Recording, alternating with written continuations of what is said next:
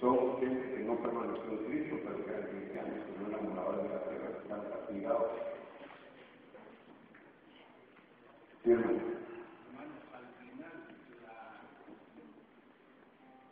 la Babilonia celestial es lanzada al lago del fuego.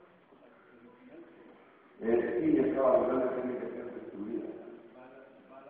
Tiene que ser destruida, pero ¿sabes qué es lo que pasa? Espera. Es que existe tres clases de Babilonia: la celestial, la espiritual y la terrenal.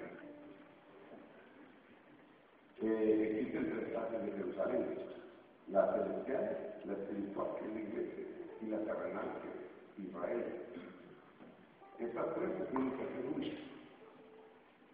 Y en el lado de Babilonia, eso es lo que pretende el diablo.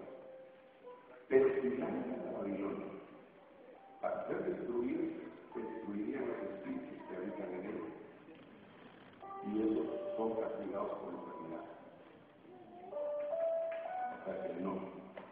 Vamos a orar. Padre,